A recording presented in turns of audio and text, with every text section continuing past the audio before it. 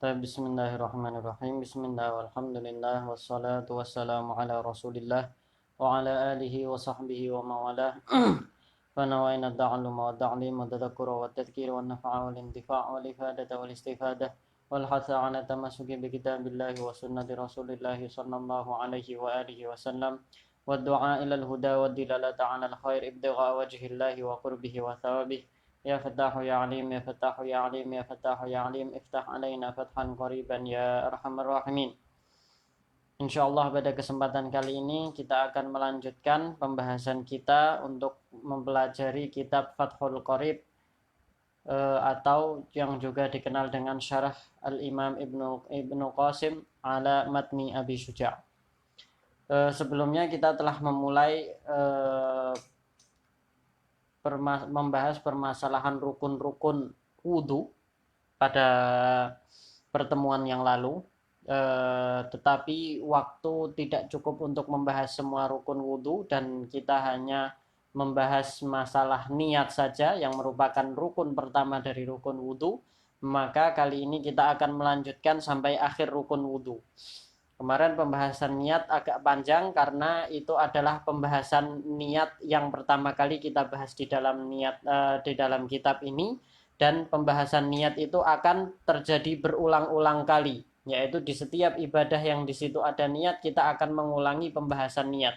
Oleh karena itu kemarin kita berikan penjelasan yang panjang lebar untuk masalah niat.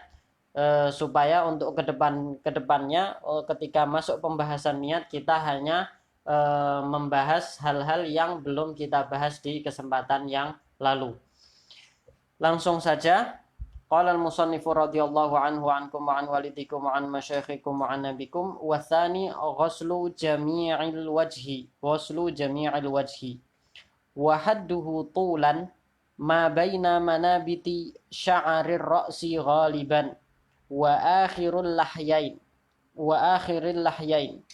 wa huma al-'azmanil ladani yambutu 'alayhima al-asnanus sufla yajtami'u muqaddamuhuma fil dhaqan wa mu'akhkharuhuma fil udun wa hadduhu 'ardan ma bainal udunaini wa idza kana 'alal wajhi sya'run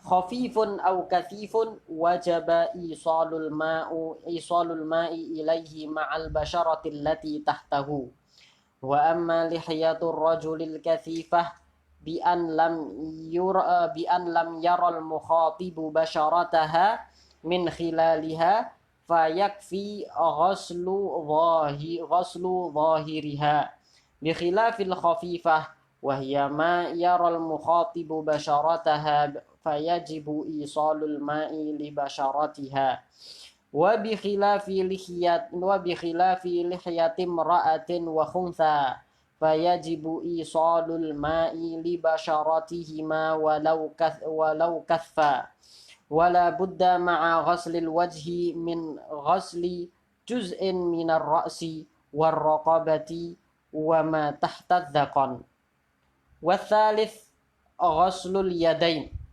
ilal mirfaqain fa in lam yakun lahu mirfaqan u'tubira qadruhuma wa yajibu ghaslu ma 'alal yadaini min sya'rin wa sil'atin wa usbu'in zaidah wa adhafir wa yajibu izalatu ma tahtaha min wasakhin yamna'u wusulal ma'i ilaih warabi'u mashu ba'dir ra'si warabi'u mashu ba'dir ra'si min dzakarin aw untha aw khuntha aw mashu ba'di sya'arin fi haddir ra'si wala tata'ayyanul yadu lil mashi bal yajuzu bi khirqatin wa ghairiha walau ghassala ra'sahu jaza walau wada'a yadahu al mablulatu wa lam yuharrikha jaz wal khamisu ghaslur rijlaini ma'al ka'bain in lam yakunil mutawaddi'u labisan lil khuffain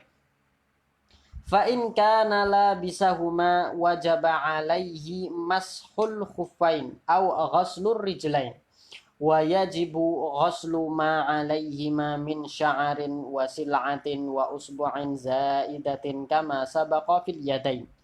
Wasadisu at-tartib fil wudu'i 'ala ma ay 'ala al-wajhi alladhi dzakarna fi 'addil furud. Falau nasiyat tartib lam yakfi walau ghasala arba'ata a'dha'ihi duf'atan wahidatan bi'idnihi irtafa'a hadatsu wajhihi. Ini matan yang insyaallah akan kita pelajari pada malam hari ini. Kita mulai. Jadi rukun yang kedua, qol di sini watsani, rukun yang kedua. Kita akan membahas dari rukun yang kedua. Watsani ghuslu jami'il wajhi, yaitu membasuh seluruh wajah. Oke, membasuh seluruh wajah. Jadi rukun yang kedua ini adalah membasuh atau mencuci. Nah, al-ghusl di sini, jadi kita di dalam wudu ini ada dua tindakan terhadap anggota tubuh yang menggunakan air. Tindakan yang pertama ada yang namanya ghusl. Tindakan yang kedua ada yang namanya masah. Ada ghusl, ada masah. Nah, apa maksud dari ghusl ini? Apa maksud dari ghusl dan apa maksud dari masah? Apa perbedaan ghusl dan masah? Dan apa perbedaan dari ghusl dan masah, dan apa efek dari apabila kita tidak memenuhi syarat ghusl dan masah ini? Jadi al-ghuslu itu adalah apa? Jaroyanul ma. Nah, jaroyanul ma, yaitu apa? Mengalirnya air. Mengalirnya air. Adapun masah sebagaimana nanti yang akan kita bahas itu adalah wusulul balal, yaitu sampainya basah. Ya kan? Sampainya basah atau air itu sendiri. Nah, tanpa ada syarat untuk mengalir. Jadi di dalam anggota wudhu ini tentu kita tahu bahwasannya yang disyaratkan untuk ghusl itu ada berapa? Ada 3. Yaitu yang pertama muka, itu harus dighusl. Kemudian yang kedua tangan. Dan yang ketiga adalah kaki. Nah, jadi itu semuanya disyaratkan untuk ghusl. Nah, apa itu ghusl? Yaitu jaroyanul ma. Yaitu apa? Jaroyanul ma. Jaroyanul ma itu apa? Mengalirnya air. Apa sih mengalir itu? Mengalir itu berarti dia apa? Mengalir itu kita tahu ya. Mengalir itu gimana saya menjelaskan mengalir? Mengalir itu artinya air itu apa? Berpindah tempat, ya kan? Dari atas ke bawah, ya kan? Karena namanya air itu tidak mengalir ke atas, mengalirnya dari atas ke bawah. Oke, berpindah tempat dari atas ke bawah tanpa apa? Tanpa melewati udara. Tanpa melewati udara. Itu yang namanya apa? Yang namanya ghusl. Apa yang namanya ghusl? Yaitu jaroyanul ma, air yang mengalir. Jadi apa namanya? Jadi yang nama apa? Ghusl itu adalah air mengalir itu ya. Jadi air itu harus mengalir. Air itu harus mengalir di atas anggota tubuh yang disyaratkan di situ ghusl, yaitu wajah, tangan, dan kaki.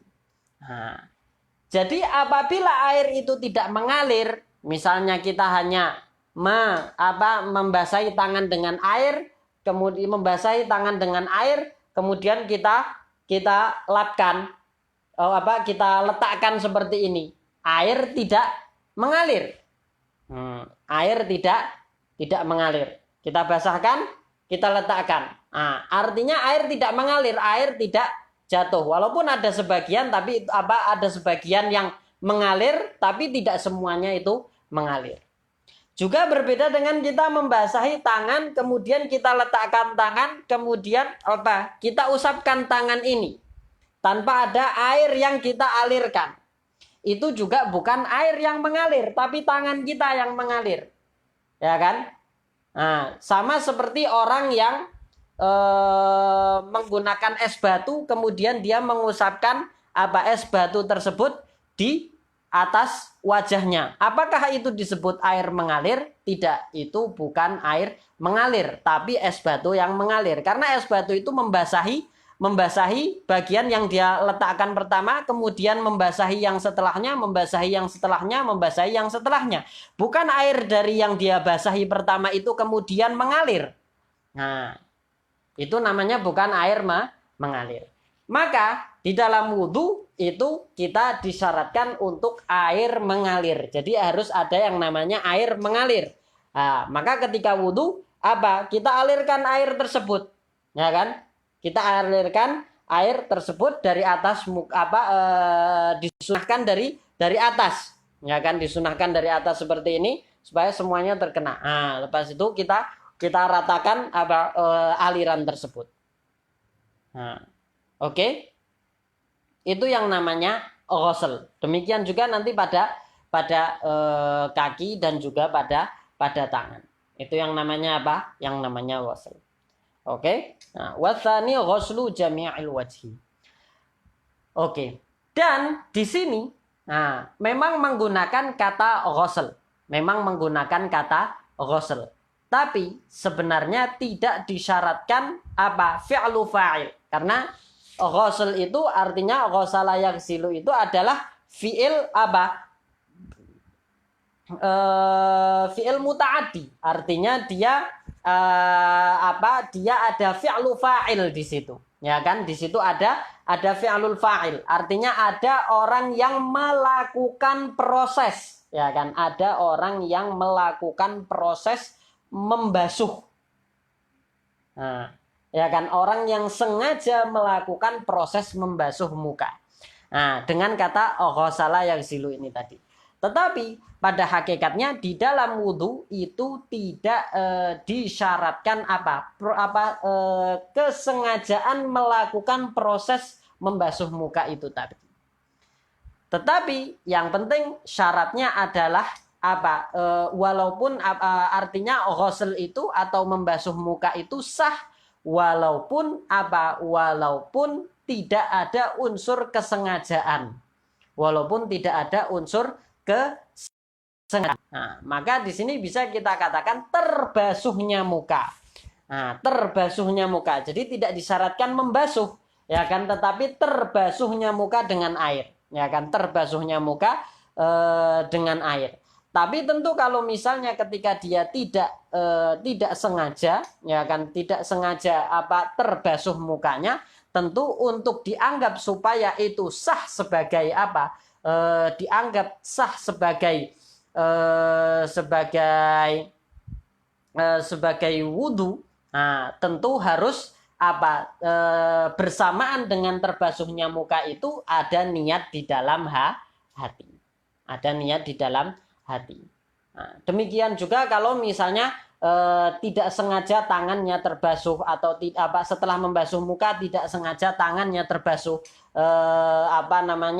setelah membasuh setelah mengusap kepala tidak sengaja kakinya terbasuh, itu harus niat itu ada di dalam hati, masih ingat bahwasanya dia ketika terbasuh itu terbasuhnya terbasuhnya dalam rangka diniatkan sebagai basuhan untuk wudhu. Nah, jadi ghusl di sini itu tidak disyaratkan fi'lul fa'il, tetapi walaupun itu terbasuh secara tidak sengaja, selama niat untuk berwudhu itu masih ada di dalam hati, maka maka basuhan tersebut sah sebagai basuhan di dalam berwudhu. Nah, oke. Wathani ghuslu jami'il wajhi. Ghuslu jami'il wajhi. Nah, syarat selanjutnya kemudian kata selanjutnya adalah jami'. Nah, jami', maka di sini menunjukkan bahwasanya bahwasanya di sini disyaratkan alisti'ab. Alisti'ab artinya semua bagian dari wajah harus teraliri dengan air. Nah, wajib untuk teraliri dengan air. Jami'. Nah, dan ini untuk semua apa? Untuk semua semua bagian anggota wudhu yang disyaratkan atau diwajibkan untuk membasuhnya, bukan mengusap. Semua anggota wudhu yang disyaratkan untuk membasuh, yaitu seperti muka, tangan, dan kaki, itu disyaratkan di sini alisti'ab, ya kan? Alisti'ab, yaitu semua anggota tersebut harus setiap bagian dari anggota tubuh tersebut harus atau mesti apa? Teraliri oleh air. Mesti teraliri oleh air. Nah, dia mesti teraliri oleh air. Semua bagian tersebut. Maka, artinya tidak boleh ada sedikit pun dari bagian yang masuk dalam batasan muka, yang kita akan bahas setelah ini, apa itu batasan muka, yang tidak terkena oleh air. Yang tidak terkena oleh air. Nah, tapi apakah kita harus yakin bahwasanya tidak ada sedikit pun bagian yang tidak teraliri oleh air? Nah, tidak disyaratkan di sini yakin, tetapi cukup dengan adzannul ghalib, yaitu cukup dengan prediksi kuat, ya kan? Cukup dengan apa? Prediksi kuat bahwasanya atau kemungkinan besar bahwasanya seluruh bagian muka ini sudah apa? Seluruh bagian muka ataupun tangan ataupun apa tadi? Seluruh bagian muka ataupun tangan ataupun kaki itu tadi sudah terbasuh oleh air. Sudah terbasuh oleh air. Nah, oleh karena itu berarti sekarang kita perlu mengetahui mana saja batasan-batasan muka itu tadi. Supaya kita tahu apakah kita sudah mengalirkan air ke seluruh wajah atau belum. Nah, kan kita perlu mengetahui batasan-batasan wajah tersebut. Nah, qal wa tsani ghuslu jami'il wajhi. Jami'il wajhi. Wahadduhu tulan. Tentu wajah itu apa atau al-wajh itu dari kata al-muwajah, artinya yang digunakan untuk berhadapan dengan orang lain, yang digunakan untuk berhadapan dengan orang lain. Maka pembahasan atau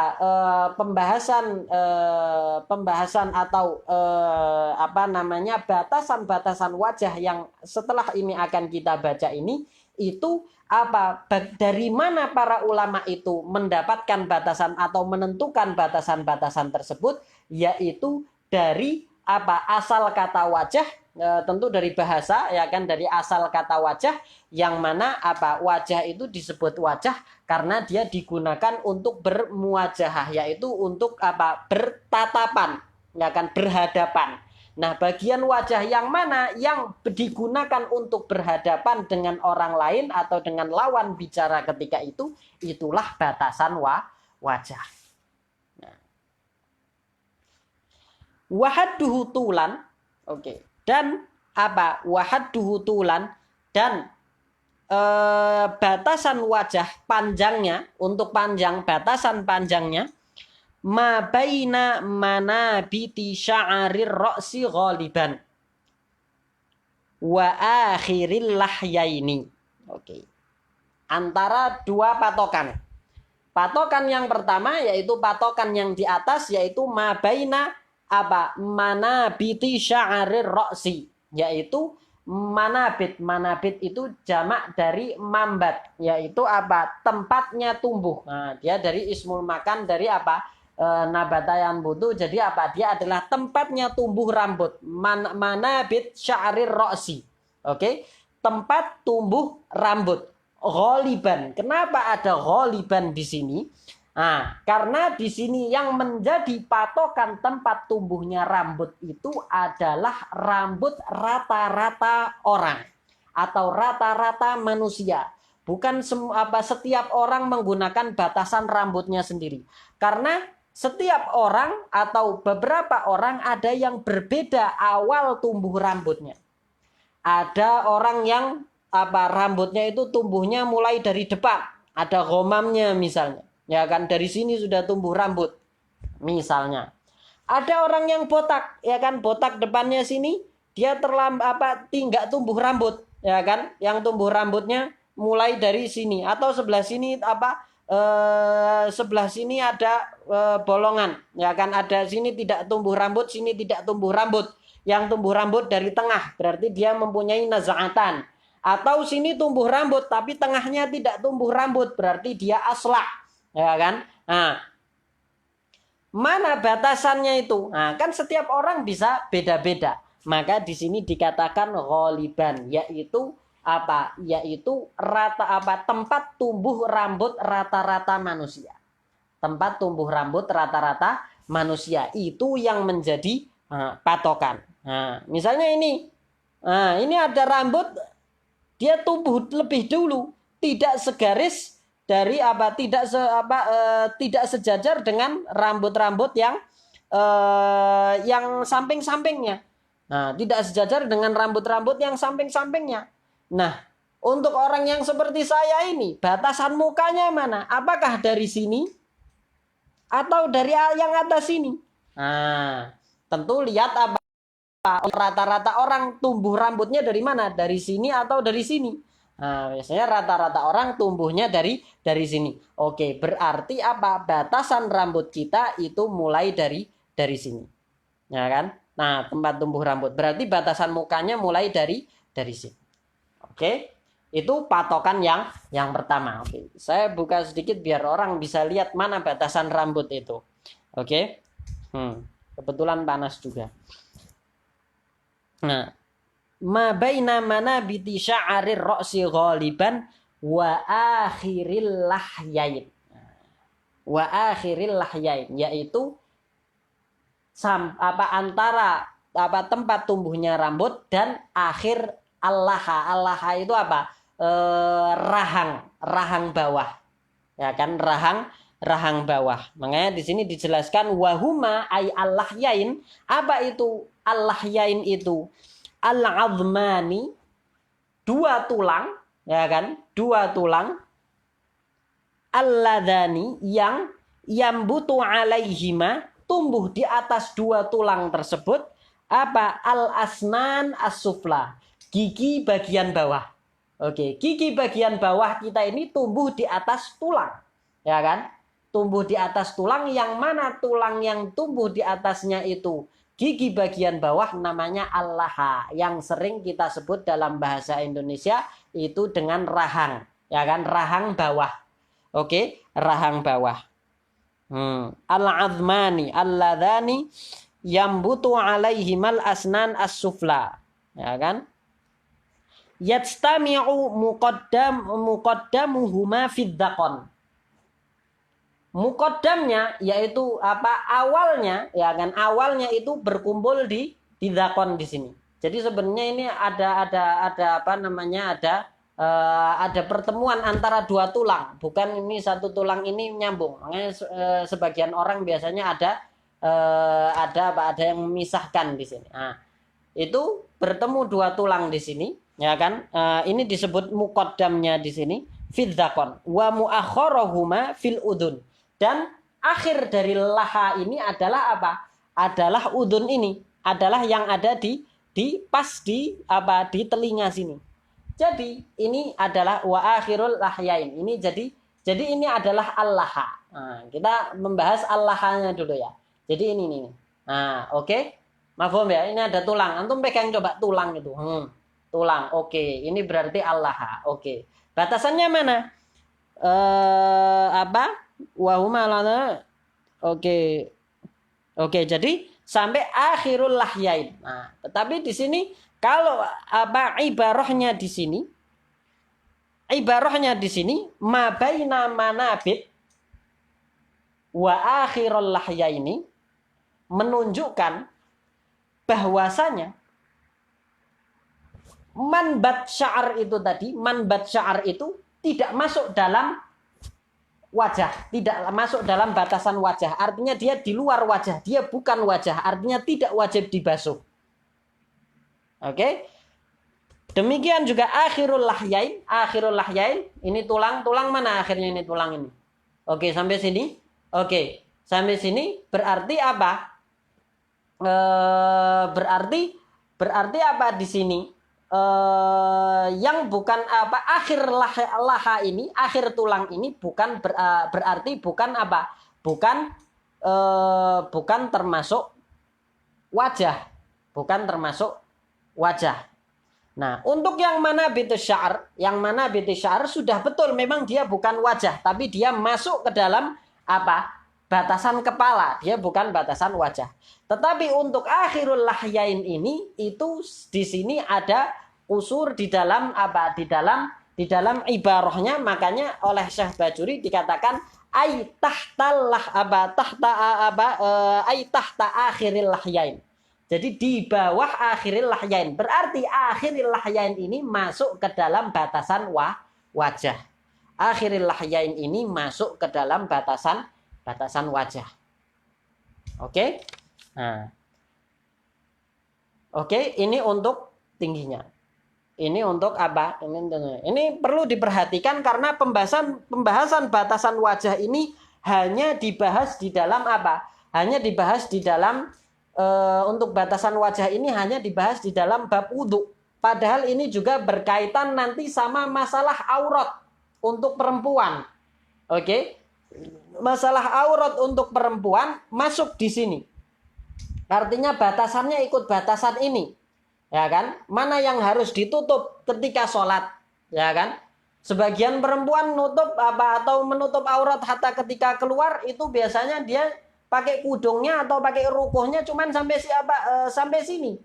Tapi akhirul lahyain sama sofhatul unuknya kelihatan. Berarti apa? Berarti ada bagian aurat yang terbuka. Sedangkan akhirul lahyain ini harus tertutup. Karena harus tertutup min babi ma la yatimul wajib illa bihi. Nah, jadi perlu diperhatikan untuk masalah batas wajah ini bukan hanya berkaitan sama wudhu saja. Tapi juga nanti akan berkaitan sama masalah apa? Berkaitan sama masalah menutup aurat untuk perempuan di dalam sholat ataupun di luar sholat di depan al-ajanib. Oke? Nah, itu.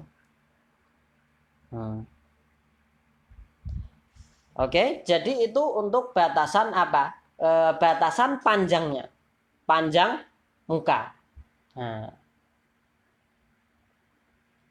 Kemudian wahadduhu ardon. Nah. Adapun batasan atau patokan apa namanya? Patokan muka itu tadi, patokan lebar muka itu tadi. Nah, patokan lebar muka itu tadi itu apa? Ma bainal udhunaini, yaitu di antara dua telinga. Ma bainal udhunaini, yaitu di antara dua telinga.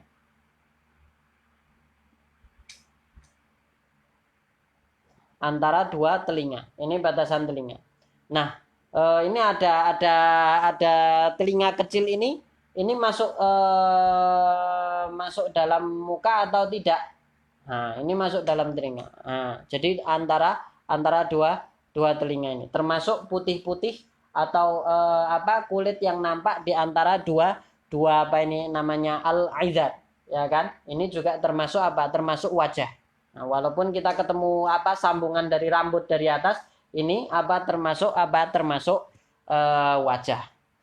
Jadi itu tadi adalah batasan wajah.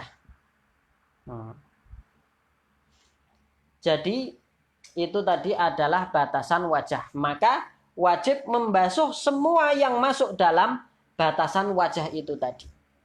Wajib membasuh semua yang termasuk dalam batasan wajah itu tadi.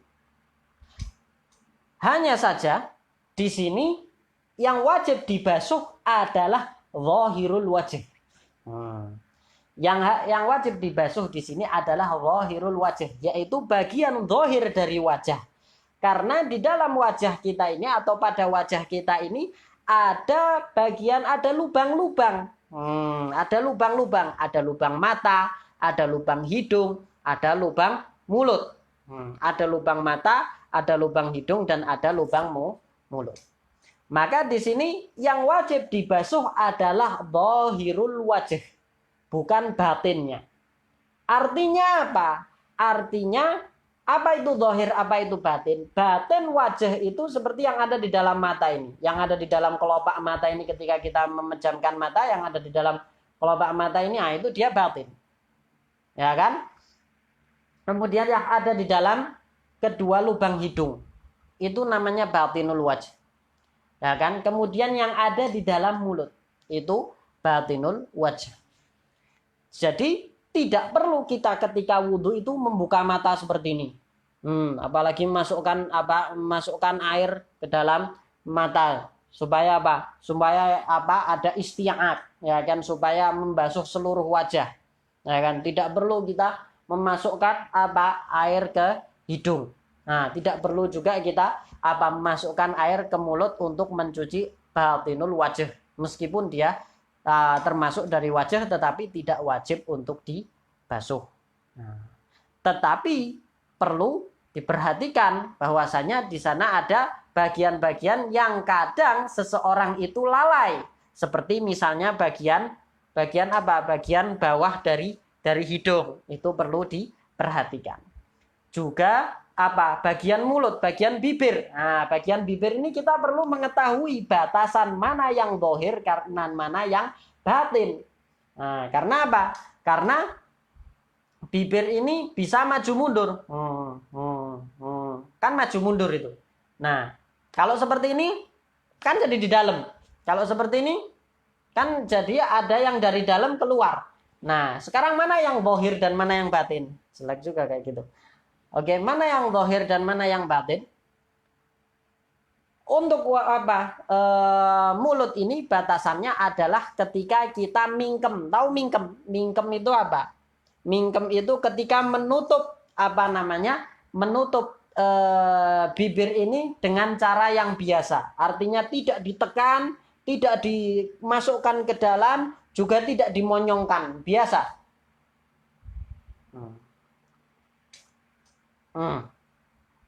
Seperti ini. Nah, yang nampak ketika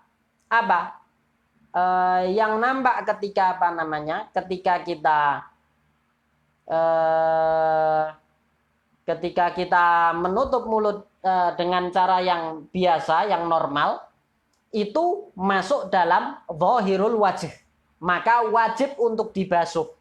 Sedangkan yang tidak nampak itu masuk ke batinul wajh, maka tidak wajib dibasuh.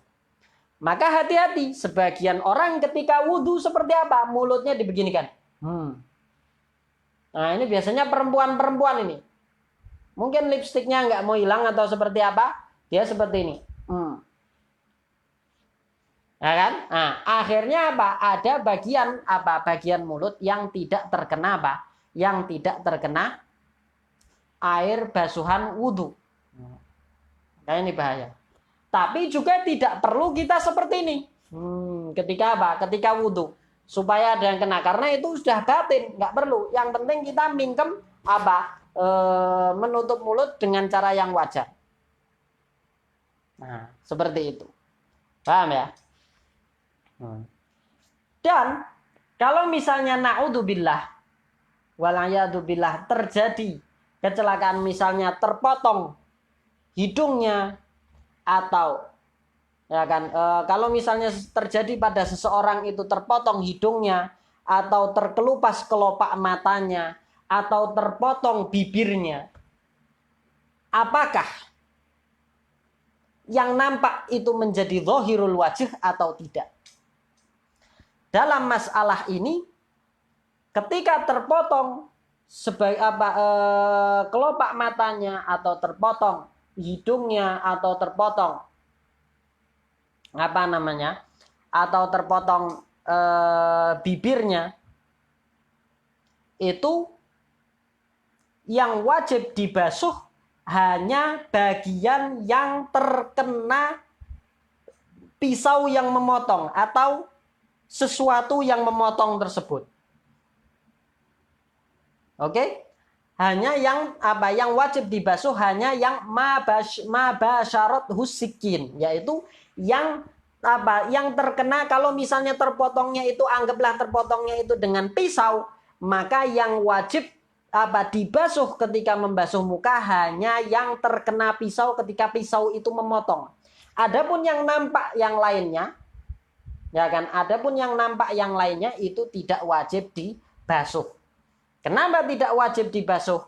Karena pada asalnya sebenarnya dia bisa dibasuh dan tidak diwajibkan oleh syariat untuk dibasuh. Maka ketika penutupnya itu hilang juga tetap tidak wajib dibasuh. Ya kan? Berbeda sama kalau misalnya terkelupas kulit sampai kelihatan tulang misalnya. Kulitnya terkelupas sampai kelihatan tulang. Nah, maka di sini semua yang terlihat itu semua yang terlihat itu wajib dibasuh, bukan hanya yang terkena pisau saja. Apa bedanya?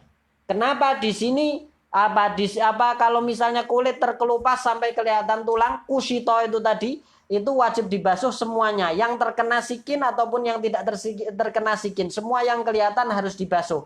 Tapi untuk seperti mulut, hidung, dan kelopak mata, kenapa tidak wajib dibasuh? Perbedaannya adalah karena itu tadi. Yaitu karena batin mata, batin hidung, dan batin mulut itu dalam keadaan normal itu tidak wajib dibasuh, padahal bisa dibasuh. Artinya dalam keadaan kecelakaan seperti tadi, terpotong bibirnya atau terpotong hidungnya atau terpotong kelopak matanya, maka yang menggantikan zahirnya itu hanya yang terkena pisau yang memotong saja. Itu yang menggantikan zahirnya. Adapun kalau misalnya terkelupas kulit misalnya sampai walaupun sampai terlihat tulangnya, maka itu semuanya menggantikan semua yang tadinya batin itu hukumnya adalah hukum zahir, karena dia menjadi zahirul wajh ketika itu. Paham ya? Nah, jadi itu. Jadi itu tadi adalah batasan wajah. Nah, telinga ini tadi batasan untuk lebarnya muka. Nah, tentu lebar muka di sini lebih panjang daripada panjangnya muka. Yang mau mengukur silahkan. Lebar muka lebih panjang daripada panjangnya muka. Oke, lebih panjang dari panjangnya muka. Karena panjangnya muka itu lebih dari panjangnya muka itu hanya 1 jengkal, sedangkan lebarnya muka itu lebih dari 1 jengkal. Bisa diukur sendiri.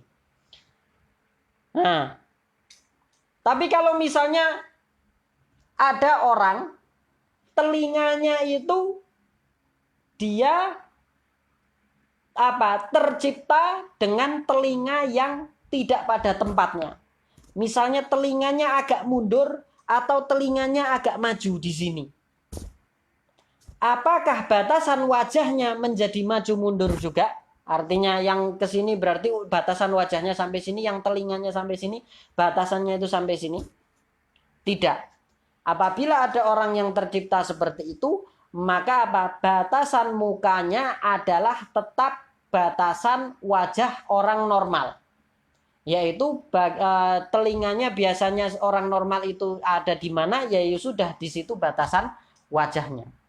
Kenapa? Sebagaimana yang saya katakan tadi, bahwasanya yang menjadi tolak ukur di sini adalah Adalah mata bihil muwajahah, yaitu bagian yang memang digunakan oleh manusia untuk berhadapan dengan lawan bicaranya.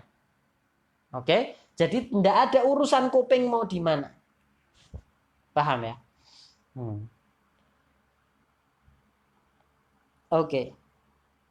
Selanjutnya.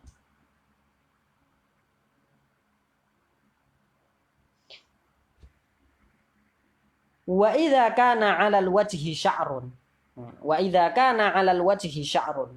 Dan kalau misalnya di atas muka itu ada rambut, ya kan? Sebagaimana rata-rata manusia tentu di atas mukanya ada rambut, ya kan?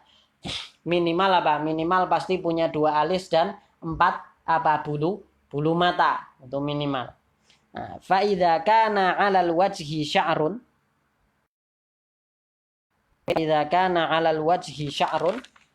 Kalau misalnya di muka itu ada rambut, maka apa hukum rambut itu? Apakah itu hukumnya sama dengan muka atau enggak? Tadi kita membahas kulit muka.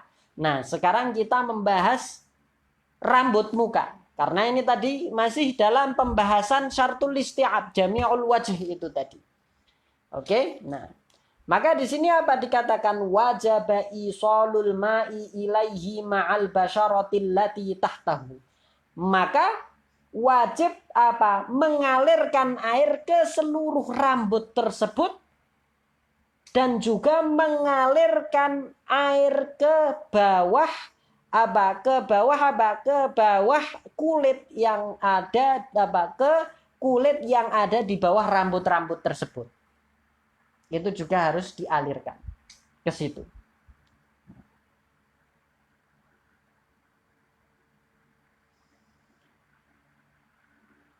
Tapi dengan syarat. Dengan syarat apa? Dengan syarat rambut tersebut tidak keluar dari batasan wajah. Oke? Tidak keluar dari batasan wajah. Tapi kalau misalnya rambut-rambut tersebut keluar dari batasan wajah, maka hukumnya lain. Oke? Kalau misalnya rambut-rambut tersebut itu keluar dari batasan wajah, maka di sini ada rincian. Jadi ini rambut ada yang di dalam batasan wajah. Oke? Atau kita undur pembahasannya. Kita bahas untuk rambut yang lainnya dulu. Nah, jadi di sini untuk rambut-rambut seperti itu. Semua rambut yang ada di muka ini, ya kan? Semua rambut yang ada di muka ini perlu diketahui bahwasanya di muka ini ada 20 rambut. Ya kan? Nah, kita pelajaran nanti dulu. Kita di muka ini ada 20 rambut. Kita hitung dari atas, ya kan? Rambut yang tumbuh di atas apa namanya ini? Di atas dahi, ya kan? Rambut yang tumbuh di atas dahi ini namanya al-ghamam. Namanya apa? Al-ghamam. Oke? Kemudian rambut apa yang ada di atas kelopak mata ini namanya al-hajib. Ya kan, al-hajib. Setiap orang mempunyai 2 hajib, al-hajiban. Ya kan, dikatakan hajib karena dia apa? Menutupi. Hajib itu kan hijab, artinya dia menutupi mata dari apa? Sinar matahari. Makanya orang kalau misalnya silau dia akan seperti ini. Dia akan menfungsikan hajibnya itu tadi. Nah, berarti sudah berapa rambut? Sudah 3. Oke, kemudian ada di bawahnya lagi ada al-ahdab al-arba'ah. Yaitu apa? Al-hadab. Al-hadab itu yaitu ini. Apa? Orang Arab bilangnya hadab, orang Jawa bilangnya idep. Nah, kan dekat-dekat. Hadab dan idep. Nah, orang Jawa bilangnya idep. Ini artinya apa? Bulu mata. Ya kan? Bulu mata ini. Idep ini tadi. Oke, berarti tambah 4. Berapa? 3 tambah 4? 7. Oke. Ke sebelah samping, ya kan? Karena kita mau ngitung dari atas. Ya kan? Ada yang namanya al-idhar. Al-idhar itu apa? Rambut yang tumbuh sejajar dengan telinga. Rambut yang tumbuh sejajar dengan telinga itu namanya al-idhar. Ya kan? Karena ada 2 berarti idharon. Berarti sudah berapa tadi? 1, 2, 3, 4, 5, 6, 7, 8, 9. Ya kan? 7 tambah 2 9. Oke, 9. Kemudian selanjutnya turun sedikit ada yang namanya asyarif. Nah, ini namanya apa? Asyarif. Nah, asyarif ini apa? Asyarif ini kumis atau bahasa Malaysianya misai. Oke, ini namanya asyarif. Ya kan? Dikatakan syarif karena dia kalau orang minum dia ikut minum. Nah, ya kan? Karena kalau orang minum dia ikut minum namanya makanya apa? Namanya asyarif itu tadi. Nah, sejajar dengan syarif di sini, mulai dari bawah telinga ini sampai apa? Sampai ke bawah dakon ini tadi, ini namanya apa? Al-arid. Al-arid. Berarti dari 9 habis itu apa? 10 tambah al-aridon berarti sudah 12. Oke? Al-aridon berarti sudah 12.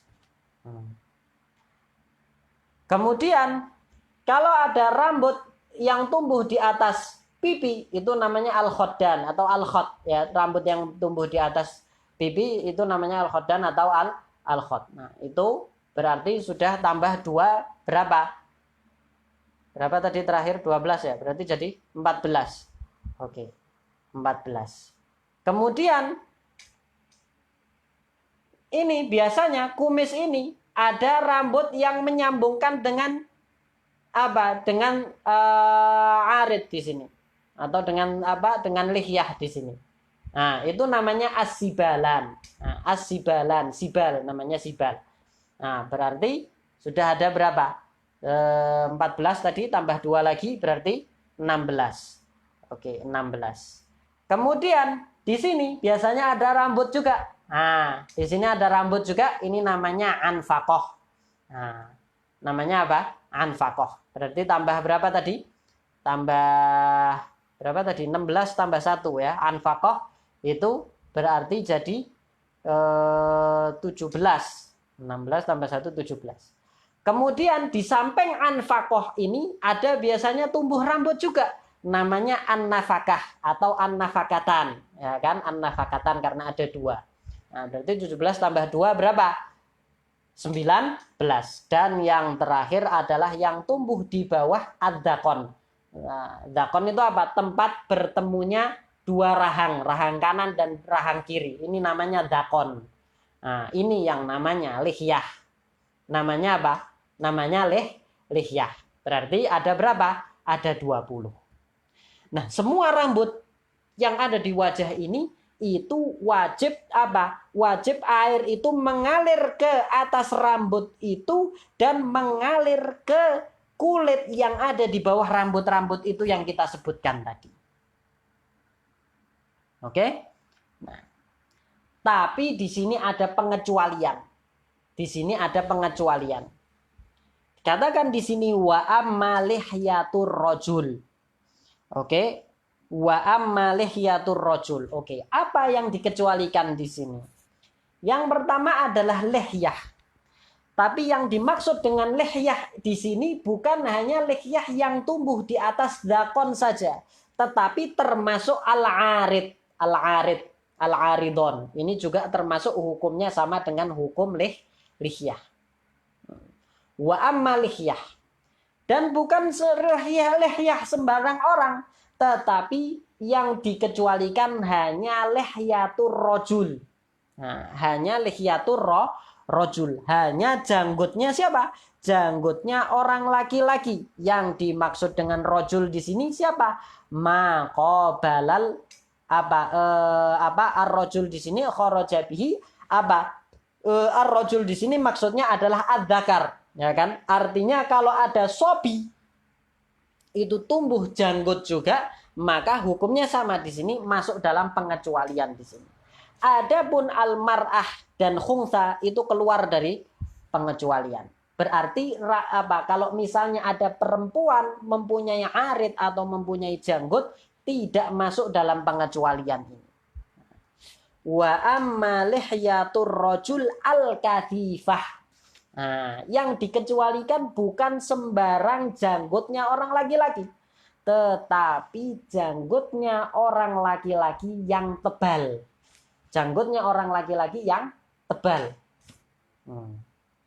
Jadi yang dikecualikan di sini apa? Janggut dan aritnya orang laki-laki yang tebal. Adapun selain janggut tidak dikecualikan. Selain janggutnya orang laki-laki tidak dikecualikan. Janggutnya orang laki-laki janggut selain orang laki-laki tidak dikecualikan. Janggut selain laki-laki artinya janggut perempuan ataupun janggut khunsa itu tidak dikecualikan. Dan juga janggutnya laki-laki yang tidak tebal tidak dikecualikan di sini. Hukumnya sama dengan apa? Sama dengan rambut-rambut yang lain. Yang dikecualikan cuma janggutnya orang laki-laki yang tebal. Tentu termasuk dengan arit tadi yang dimaksud dengan lihyah di sini juga termasuk arit ini tadi. Oke. Wa amma lihyatur rajul al-katifah. Oke. Sekarang kalau dibilang janggut kita paham janggut tadi ya Pak. Rojul kita paham rojul itu siapa. Tapi al-katifah tebal. Tebal ini kan tergantung. Ya kan nisbi. Artinya setiap orang bisa bilang ini tebal ini tidak tebal. Maka di sini dikatakan apa patokannya tebal itu? Tebal di sini patokannya apa? Wahia. Mana tadi? Bi'an. Nah, bi'an berarti kemarin kita pelajari bahwasanya bi'an di sini untuk taswir. Ya, untuk taswir yang mana di mana tidak ada surah yang lain di situ. Bi'an lam yarol mukhatibu basyarataha min khilaliha. Janggut yang tebal adalah janggut yang apa? Yang bi'an lam yarol mukhatib, lawan bicara yang ada pada masafatut takhotub, yang ada pada jarak yang biasa orang berdiri kalau misalnya dua orang sedang berbicara. Misalnya orang bicara jaraknya berapa? 1 meter? 1 meter mungkin ya. Jaraknya 1 meter. Berarti dari jarak 1 meter itu apa? Dari jarak 1 meter atau pokoknya dari jarak yang biasanya orang bicara itu apa? Lam yarol mukhatibu basyarataha, tidak melihat kulit yang ada di bawah janggut itu, min khilaliha, dari antara janggut-janggut tersebut. Nah, itu apa? Ukuran tebal dan tidaknya. Nah, jadi ukuran tebal dan tidaknya itu apa? Yaitu orang yang berbicara dengan dia pada jarak yang biasa orang bicara itu tidak dapat melihat kulit yang ada di balik janggut tersebut. Tidak dapat melihat warna kulit yang ada di balik janggut tersebut. Berarti janggutnya tebal. Ya kan? Nah, apa hukumnya orang yang janggutnya seperti ini? Artinya gini, artinya kalau misalnya orang itu bisa melihat warna kulit yang ada di balik janggut itu, berarti janggutnya tipis. Oke? Nah, sekarang orang yang janggutnya tebal ini hukumnya apa? Tidak usah dibasuh, tidak usah dicuci. Bukan tidak usah dicuci, tetapi apa? Fayakfi ghuslu dhahiriha. Maka di sini dia cukup apa? Membasuh zahir dari janggut tersebut. Apa maksudnya itu? Membasuh zahir saja itu apa? Yang dimaksud dengan zahir di sini hanya perlu membasuh bagian zahir dari janggut tersebut. Apa maksudnya bagian zahir? Bagian zahir itu yang ada di depan. Yang kelihatan dari depan itu saja yang wajib dibasuh. Adapun yang ada di belakang rambut-rambut yang ada di depan atau yang ada di depan dada pas, yaitu yang setelah dada langsung, ya kan? Dan ada yang di sela-sela antara belakang dan depan, itu apa? Itu masuk dalam hitungan batin, maka tidak wajib dibasuh. Oke, tidak wajib dibasuh. Tidak wajib dialiri air.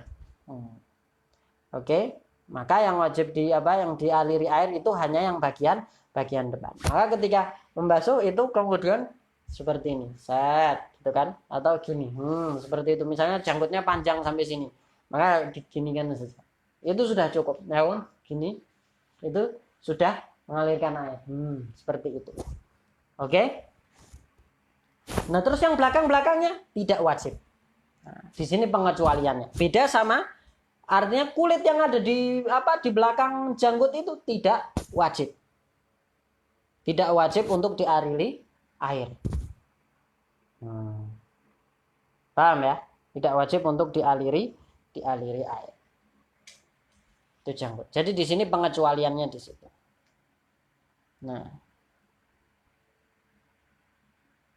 Nah, sama hukumnya dengan janggut. Sama hukumnya dengan janggut apa? Sama hukumnya dengan janggut rambut-rambut yang ada di rambut-rambut selain janggut dan arit ini tadi, rambut-rambut selain selain janggut dan arit ini yang dia keluar dari batasan wajah. Yang panjang dan keluar dari batasan wajah dan dia tebal.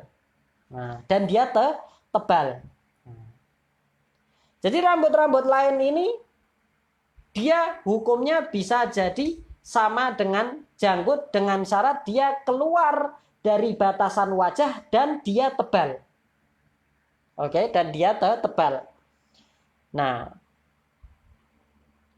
misal orang punya misai. Ya kan? Misai atau kumis dia enggak punya janggut, tapi punya kumis. Kumisnya ini panjang. Kayak apa ya? Biasanya orang Cina mungkin ya. Kumisnya panjang. Kayak yang di film-film. Dia kumisnya panjang sampai sini. Dan kumisnya ini tebal. Nah, kumisnya ini tebal.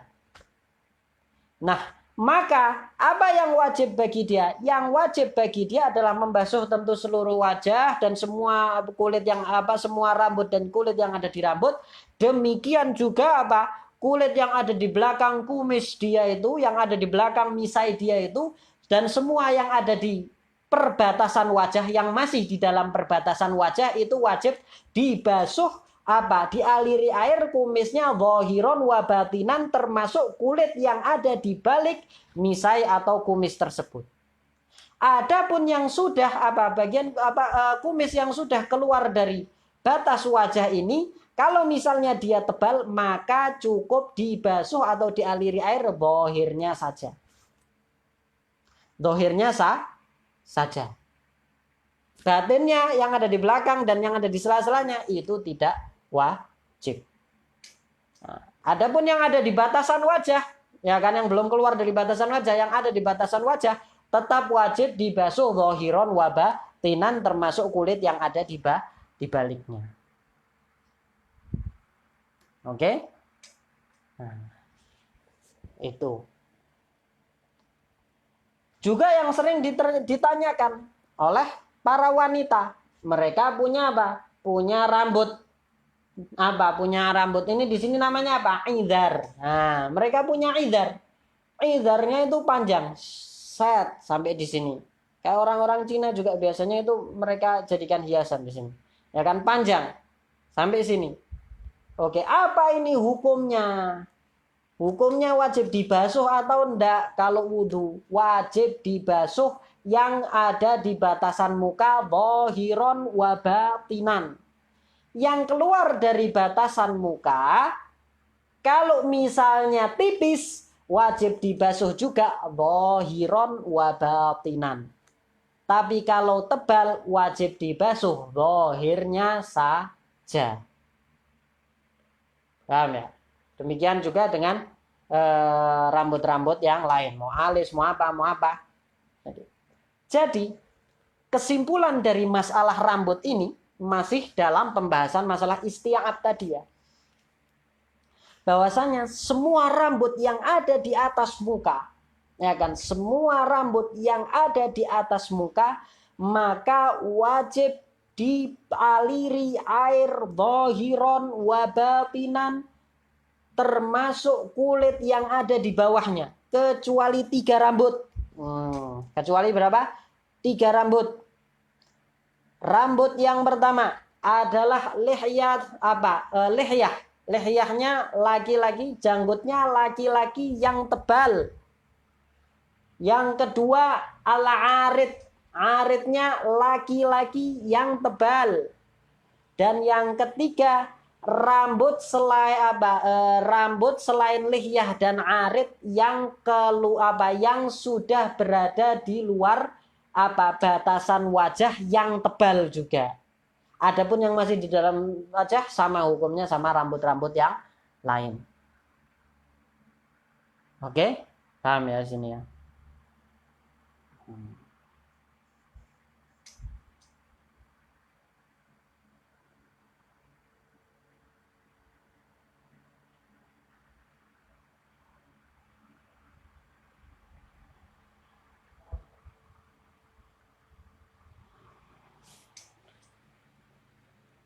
Oke.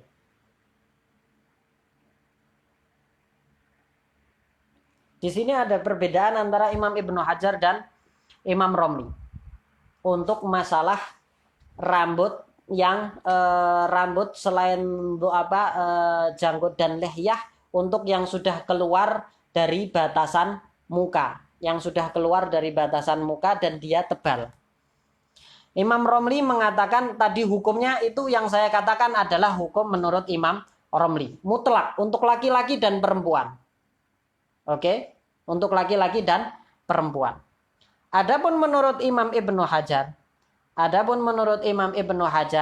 bagian rambut yang keluar tadi itu, bagian rambut selain janggut janggut dan arit yang keluar itu tadi, yang tebal itu tadi, yang menurut Imam Romli cukup dibasuh zahirnya saja. Itu menurut Imam Ibnu Hajar hukumnya khusus untuk laki-laki saja. Adapun untuk perempuan, menurut Imam Ibnu Hajar, zahiron wa batinan, tebal enggak ada urusan. Itu menurut Imam Ibnu Hajar. Menurut Imam Romli semua sama, laki-laki dan perempuan. Kalau misalnya tebal dan keluar dari batas wajah, itu wajib dibasuh zahirnya saja, tanpa batinnya. Jadi seperti itu. Nah.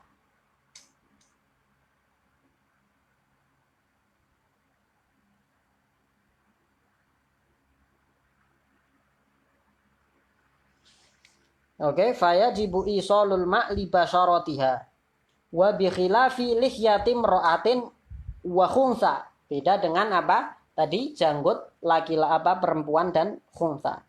Fayajibu isolul ma' li basyaratihima walau katfan. Ya kan? Kecuali kalau misalnya keluar dari batasan batasan wajah, ya kan? Kecuali kalau keluar dari batasan wajah, maka cukup dohirnya saja menurut Imam Romli. Maka di sini tidak ada pengecualian di matanya, berarti mengikuti sama dengan pendapatnya Imam Ibnu Hajar. Walau kasfan. Oke. Nah, sekarang untuk janggut dan lihyah ini, sebagian orang ada yang janggutnya itu beda-beda tingkat ketebalannya, ya kan? Tingkat ketebalannya. Misalnya bisa dilihat di sini, ini janggut ada rambutnya, di sini tidak ada rambutnya, tipis rambutnya. Oke, jadi tingkat ketebalannya itu beda-beda. Nah, bagaimana dengan yang seperti itu, yang beda-beda? Ada yang tebal, ada yang tipis. Ada bagian janggut yang kelihatan kulitnya, ada yang bagian janggut yang tidak kelihatan kulitnya. Maka dalam hal ini hukumnya adalah dilihat. Kalau misalnya bisa dibasuh secara terpisah, kalau misalnya bisa dibasuh secara terpisah, ini namanya tamayas berarti. Bisa dibasuh secara terpisah itu gimana? Artinya yang tebal bisa dialiri dohirnya saja, yang tipis bisa bisa dibasuh dohiron wabatinannya. Tapi kalau misalnya tidak bisa dibeda-bedakan di dalam membasuh, harus sama, maka berarti layatamayas, maka semuanya harus dibasuh zahiron wa batinan, yang tipis dan yang tebal. Oke? Paham ya?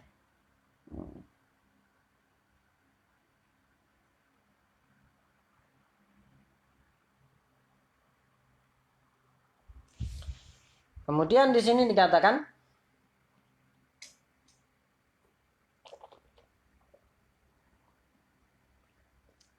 oke, itu untuk muka. Dan juga masih dalam pembahasan masalah isti'ab, artinya harus semua muka itu terairi, artinya di atas muka juga tidak boleh ada apa, di atas kulit muka ini tidak boleh ada sesuatu yang menghalangi air untuk mengenai kulit muka ataupun rambut yang ada di atas muka. Oke?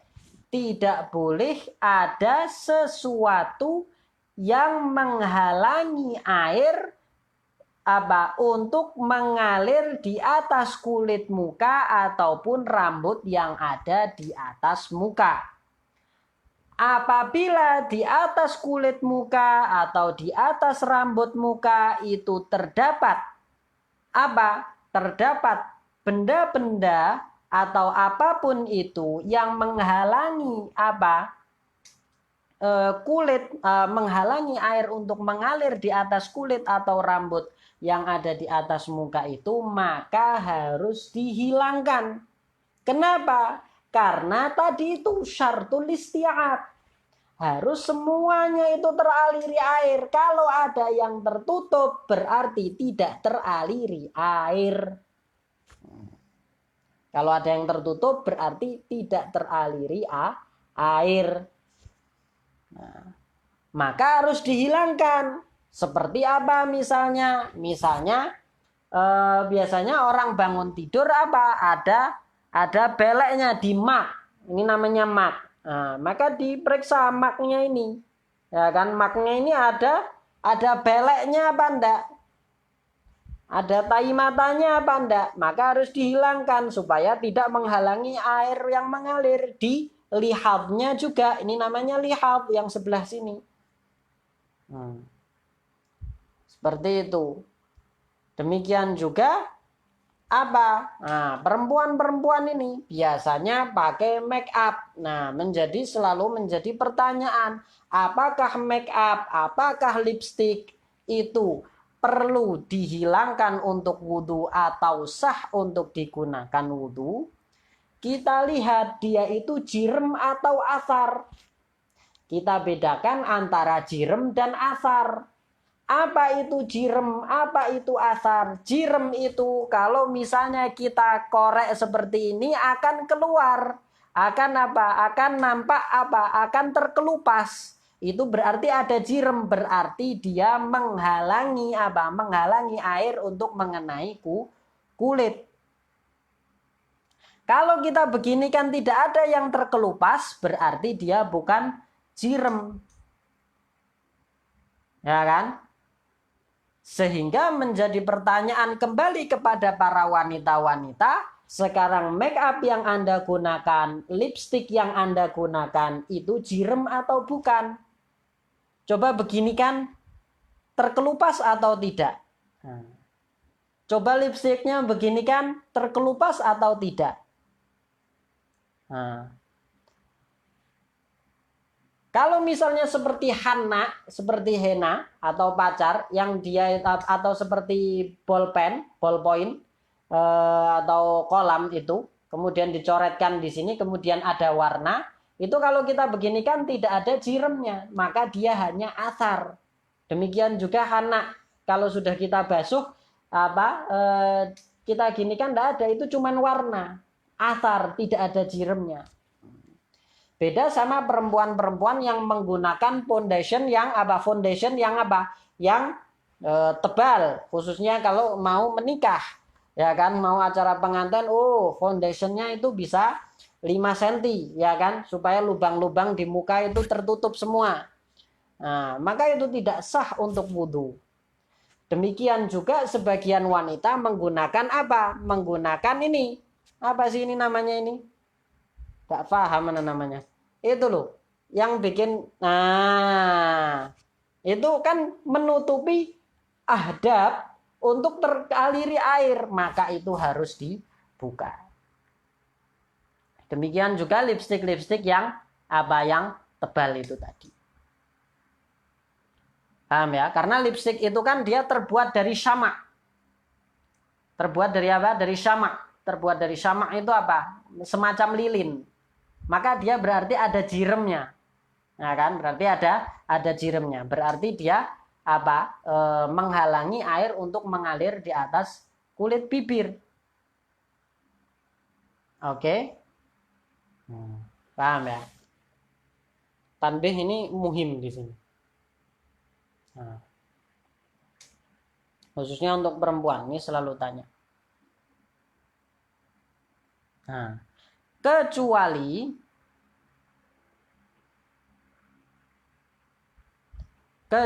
apa? Kecuali kotoran-kotoran yang apa yang tidak bisa dipisahkan, ya ta'adzar fasluhu, yang sulit untuk dipisahkan sudah menyatu padu dengan kulit. Seperti apa? Seperti kotoran-kotoran yang tidak terlihat seperti daki. Tahu daki? Daki itu apa bahasanya? Bahasa lainnya daki. Daki, kotoran kulit. Ya kan, kotoran kulit. Kalau misalnya lama tidak mandi kan biasanya kita gini-gini kan akan keluar bolotnya itu loh, dakinya. Nah, itu tidak menjadi penghalang. Ya kan, itu sudah kal juz'i. Ya kan, itu sudah kal juz'i. Paham ya? Dan ini berlaku untuk semua yang hukumnya harus dicuci. Harus dibasuh, harus dialiri air. Seperti tangan dan kaki. Oke? Paham ya? Nah. Selanjutnya dikatakan di sini wala budda ma'a ghaslil wajhi min ghasli juz'in minar ra'si war raqabah wa ma tahta dzaqon. Ya kan? Nah, di sini kan tadi ada yang namanya syartul isti'ab. Ya kan? Ada yang namanya syartul isti'ab. Artinya semua yang ada di batasan wajah ini harus terkena aliran air. Nah, maka al-isti'ab ini tadi tidak akan tercapai kecuali ada bagian-bagian yang tidak masuk ke dalam batasan wajah ikut teraliri air.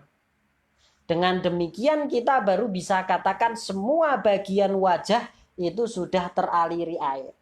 Seperti misalnya yang ada di batasan ini. Nah, ini kan ada batasan-batasan detail di sini itu apa? Antara wajah dan kepala. Maka supaya kita yakin bahwasanya supaya semua bagian wajah yang detail di sini itu yang ada pas di perbatasan itu terkena, maka sebagian kepala itu harus kena juga. Harus terkena teraliri air. Karena tanpa yang sedikit dari bagian kepala ini teraliri air, maka yang ada di perbatasan wajah ini tidak akan teraliri air. Karena di situ ada perbatasan yang detail. Oke? Demikian juga yang ada di telinga, berarti sebagian telinga harus terkena. Sebagian telinga harus terkena supaya kita yakin yang ada di perbatasan telinga dan wajah ini apa? Sudah teraliri air. Demikian juga yang ada di perbatasan apa? Yang ada di perbatasan rahang di sini, di bawah rahang di sini itu juga apa? Maka sebagian dari sofhatul unuk itu apa? Sebagian dari yang dimaksud rokobah di sini sofhatul unuk ini. Dan sebagian rokobah yang ada di sini, sebagian leher sini, itu juga harus apa? Harus terkena air. Min babi mala yatimul wajib illa bihi fahuwa wajib. Karena wajib isti'ab, dan isti'ab itu tidak akan tercapai kecuali membasuh sebagian yang ada di luar wajah itu. Supaya terkena yang ada di perbatasan itu, maka itu menjadi wajib juga. Kecuali kalau misalnya wajahnya jatuh hukum kewajiban mencucinya, misalnya di wajah ada luka atau dipenuhi dengan luka, wal'iyadzubillah, dipenuhi dengan luka yang apa? Dipenuhi dengan luka yang mana tidak ada sedikit pun dari bagian wajah yang bisa dialiri oleh air. Maka ketika itu kewajiban membasuh wajah jatuh. Nah kan? Maka langsung membasuh tangan. Bagaimana yang kita jelaskan kemarin, maka pertanyaannya, apakah yang min babi malayatimul wajib itu perlu dibasuh juga dari wajah? Kalau misalnya idza sakotol matbu' sakotot tabi'. Karena itu tadi itu cuman tabi', kalau matbu'nya sakot ya sudah tabi'nya juga sakot. Paham ya? Selesai masalah wajah. Lanjut. Rukun selanjutnya. Sudah jam berapa ini? Oh. Oke. Wasalis ghuslul yadain. Ini rukun yang ketiga. Ya kan? Wasalis ghuslul yadaini. Ghuslul yadaini ilal mirfaqain. Nah, ini yang ketiga. Yang ketiga adalah membasuh tangan. Sama, masalah pembahasan membasuh tadi sama dengan dengan wajah. Al murad bil ghusli huna alin ghisal. Ya kan? Dan juga wajib di sini al isti'ab. Ya kan? Kemudian juga Nah, kemudian apa yang dimaksud dengan dengan yadain di sini? Tentu al yad di sini secara bahasa ada perbedaan definisi tergantung pemakaiannya. Secara bahasa yang namanya yad itu min atrofil asobi ila al mankib sini atau ilal ibit atau ilal mankib sini. Itu namanya yad. Oke? Ilal katif sini, ilal katif. Itu namanya semuanya yad. Nah, kan itu secara bahasa. Tetapi indal fuqaha fi babil wudu min atrofil asobi ilal mirfaqain. Ya kan? Sedangkan itu fi babil wudu, amma fi bab hadis sariqah itu min atrofil asabi ila al-rusul. Ilal ku'ain, ya kan? Ilal ku'ain. Nah, yang dimaksud yad di sini tentu ini bab wudu, mafhum bahwasanya yang dimaksud adalah dari tangan sampai ilal mirfaqain, dan ila di sini bermakna ma'a, artinya al mirfaqain di sini juga termasuk dalam hitungan yad. Oke? Apa itu mirfaqain? Mirfaqain itu atau al mirfaqain tentu itu musanna dari mirfaq, dan mirfaq itu adalah adalah majma'u mujtama'ul ini adm. Nah, admatail adud wa ibrotul dzira. Nah, ini adud, ya kan, ada dua tulang di sini. Nah, itu bertemu dengan ibrotul dzira di sini. Ya kan? Nah. Oke. Itu namanya mirfaq. Ini mirfaq. Oke, maka ini wajib dibasuh. Ya kan? Dari ujung tangan sampai ini semuanya wajib dibasuh. Wajib dibasuh, wajib dialiri air. Oke, wa ghuslul yadaini. Nah. Tentu yang wajib dibasuh tadi sama dengan pembahasannya dengan muka tadi, semua bagian tangan. Oke, semua bagian tangan. Dan di sini ada masalah yang disebutkan oleh fuqaha, mas'alatus syaukah ini. Kalau misalnya di atas tangan ini ada ada duri ataupun apa itu, tidak harus duri. Mau duri, mau jarum, mau duri, jarum, apalagi? Duri, jarum, terus besi ataupun apa itu. Nah, kalau misalnya ada yang menancap di tangan, maka kita lihat hukumnya. Kalau misalnya duri atau jarum atau apapun itu yang menancap di tangan itu, ataupun di kaki ataupun di muka, semuanya hukumnya sama. Ya kan, cuman biasanya dibahasnya di sini. Kalau misalnya kita cabut, apakah akan tertinggal lubang tersebut atau langsung tertutup lubangnya? Dan nyamuk. Kalau misalnya lubang tersebut tetap terbuka, Ya kan? Artinya kalau misalnya kita cabut lubang tersebut langsung tertutup, ya kan? Tidak terlihat terbuka, ya kan? Maka tidak ada kewajiban untuk mencabut duri tersebut atau jarum tersebut atau apapun itu. Oke. Tapi kalau misalnya ketika dicabut dia menyisakan lubang, artinya tidak langsung menutup kulit tersebut, tidak langsung yaltaim kulit tersebut, tetapi menyisakan lubang, maka wajib untuk dicabut. Kalau misalnya tentu tidak menyebabkan bahaya.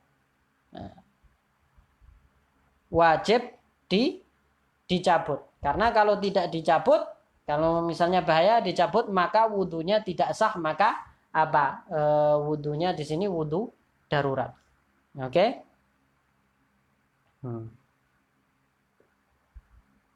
Nah, di sini apa? Di sini dikatakan wayajibu ghuslu maudhi'i syaukah baqiya maftuhan ba'da qal'iha. Harus membasuh, mengaliri air bagian yang apa? Tertusuk duri ataupun semacamnya apa? Yang masih terbuka pori-porinya atau masih terbuka dia bagian yang tertusuk itu setelah dicabut. Itu harus dibasuh. Wala yasihhul wudu ma'a baqaiha idza kanat bihaitsu law uzilat baqiya mahalluha maftuhan. Dan kalau wudhu tanpa dicabut itu maka tidak sah selama kalau misalnya dicabut dia akan meninggalkan lubang.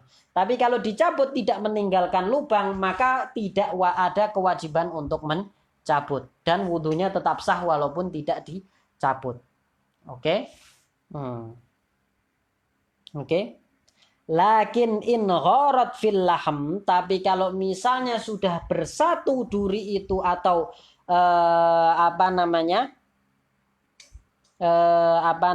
duri itu dengan daging, wahtalatot bidamil kathir, dan bercampur dengan darah yang banyak yang ada di dalam tubuh tersebut, maka lam tasihis shalah, wudunya sah, tapi tapi sholatnya tidak sah, ya kan? Wudunya sah, ya kan? Walaupun kalau dicabut meninggalkan lubang, ya wudunya tetap sah selama dia sudah menjadi satu dengan daging. Wudunya sah tapi sholatnya tidak sah. Nah, berarti sholatnya apa? Sholatnya ya darurat kalau misalnya pencabutannya itu menimbulkan bahaya.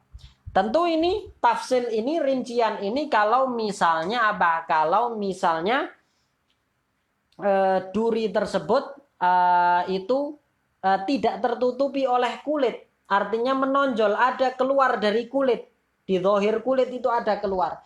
Tapi kalau tertutupi oleh kulit, walaupun kulit tipis, ya kan, kalau tertutupi oleh kulit, ya kan, di sini dikatakan wa kullu hadza fima idza kanat ra'suha dhahirah, ya kan, fa in istatara jami'aha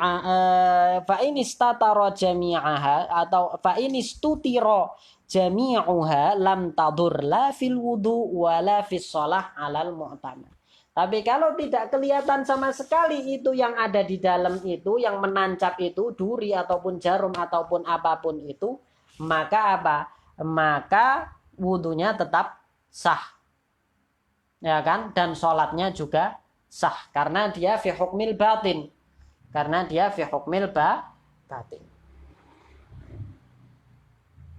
Nah, jadi seperti itu. Jadi kalau misalnya ada sesuatu di dalam dimasuki sesuatu di dalam dimasuki sesuatu di dalam tubuh, ya kan, atau termasuki sesuatu, apakah itu duri ataupun itu jarum ataupun itu besi. Biasanya kita ngelihat orang Mesir ada kakinya dimasuki oleh besi-besi seperti ruji sepeda lah sama Allah. Oke, itu apa hukum wudunya? Nah, kita lihat yang masuk itu tertutupi kulit, artinya ada keluar yang menonjol di atas kulit atau tidak. Tertutupi kulit atau tidak. Kalau misalnya tertutupi kulit ya sudah, wudunya sah, sholatnya sah. Kalau misalnya tidak tertutupi kulit, dia menonjol, maka kita lihat, ya kan? Kita lihat apakah dia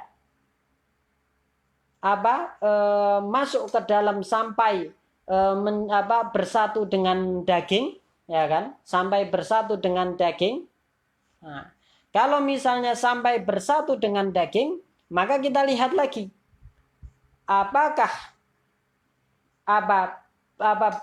terkena banyak darah di dalam kulit atau tidak terkena banyak darah di dalam tubuh itu tadi. Kalau terkena banyak darah maka tidak ma'fu, sholatnya tidak sah. Tapi kalau hanya terkena sedikit darah maka ma'fu. Oke? Nah. Kemudian kalau misalnya tidak sampai bersatu dengan daging, ya kan, tidak sampai bersatu dengan daging, maka kita lihat apakah kalau dicabut, kalau tadi yang bersatu dengan daging itu tadi wudunya sah, sholatnya tidak sah ya. Nah, sekarang kalau misalnya tidak bersatu dengan daging, maka kita lihat kalau dicabut menyisakan lubang atau tidak menyisakan lubang. Kalau dicabut menyisakan lubang, maka wudunya tidak sah, harus dicabut dulu. Kalau dicabut tidak menyisakan lubang, maka tidak ada kewajiban untuk mencabut. Dan wudunya sah walaupun tidak dicabut. Oke. Kalau sudah dicabut dan menyisakan lubang, maka bagian lubang tersebut harus dialiri air juga. Paham ya? Ini masalah tuh syaukah. Oke.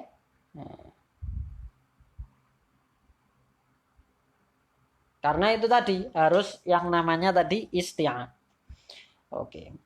Fa'in lam yakun lahu mirfaqon. Kalau misalnya tidak mempunyai, ada orang tercipta tanpa tanpa mirfaq ini tadi. Ini mirfaqnya apa bahasa Indonesianya? Sikut. Nah, tanpa sikut. Dia tercipta tanpa sikut. Apa hukumnya kalau tercipta tanpa sikut? Maka kalau tercipta tanpa sikut, maka dilihat dilihat orang-orang biasanya yang tingginya itu sama dengan dia, sikutnya ada di sebelah mana.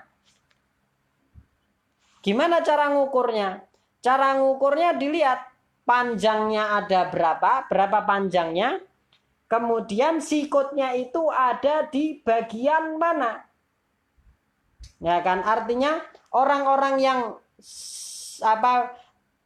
tinggi dan besar badannya itu sama dengan dia, itu sikutnya itu ada di bagian mana dari tangan? Apakah di bagian 1/3 dari tangan? Apakah di bagian 1/4 dari tangan? Atau di bagian 2/3 dari tangan? Nah, seperti itu cara mengukurnya. Nah, ini kalau misalnya dia tercipta tanpa sikut, tanpa mirfak. Berbeda kalau misalnya mirfaknya tidak pada tempat yang wajar. Ya kan? Misalnya mirfaknya tercipta di sini. Ya kan? Mirfaknya tercipta di sini. Sama Allah. Atau mirfaknya tercipta di sini. Maka di sini ibrohnya dengan mirfak. Dimanapun ada mirfaknya berada, maka tangannya batasannya sampai situ. Duh, tadi kan ketika telinga katanya telinganya ada di mana aja, enggak ada urusan lihat orang lain. Karena kalau di muka itu al-ibrah bil muwajah.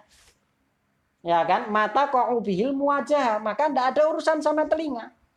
Tapi kalau masalah tangan ini dinaskan, ditansiskan di dalam Al-Qur'an bahwasanya ilal mirfaqain, berarti selama mirfaknya ada, maka ibrahnya dengan mirfak. Kecuali kalau mirfaknya enggak ada, baru lihat orang lain. Artinya rata-rata orang itu mirfaknya di mana.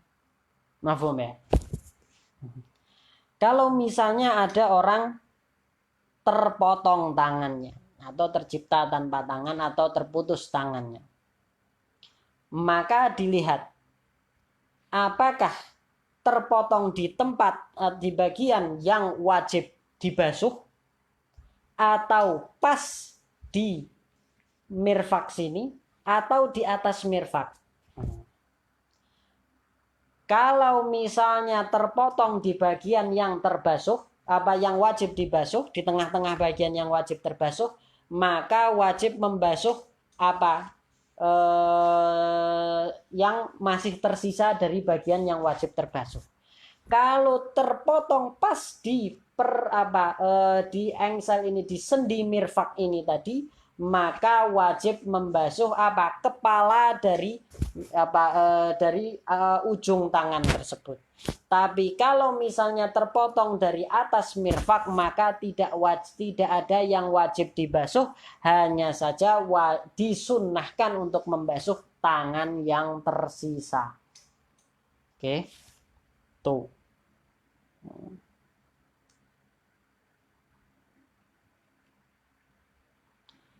Kemudian wayajibu ghuslu ma'alal yadaini min sya'arin wa sil'atin wa usbu'in zaidatin wa adhafir.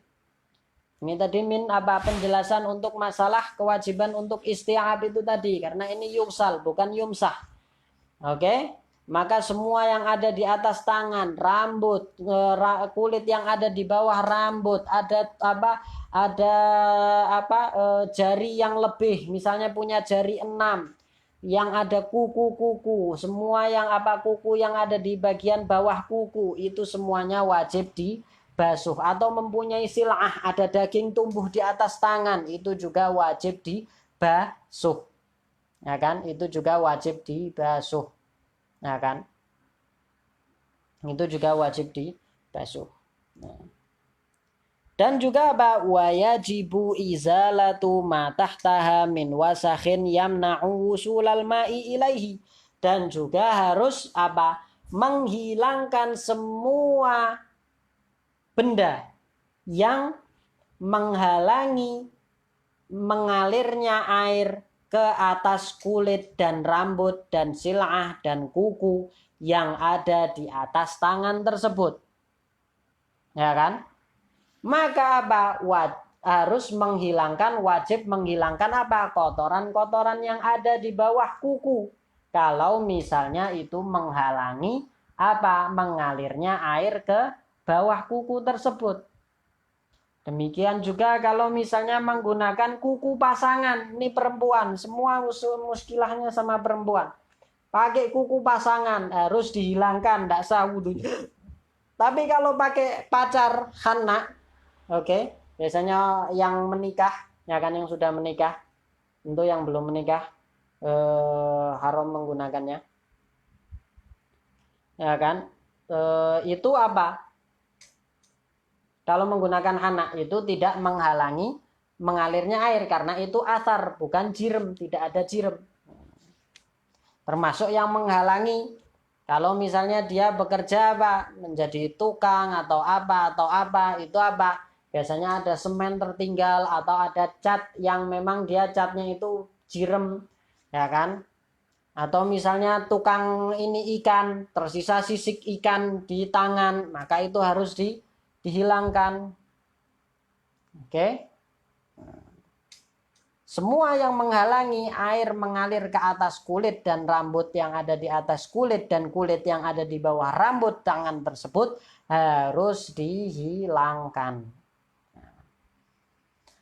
Hanya saja untuk orang yang mempunyai pekerjaan yang sedikit berhubungan dengan artinya pekerjaannya tersebut itu mengotori kukunya, sehingga sulit kalau dia setiap mau wudu harus membersihkan kukunya, maka maka ma'fu, karena dia mubtala, ya kan, ma'fu untuk tidak membersihkan kukunya. Nah, itu yang mu'tamad. Hanya saja juga di sana ada qaul di dalam madhab yang sebagaimana yang dikatakan Imam Bajuri bahwasanya kotoran di bawah kuku itu ma'fu mutlaq. Oke?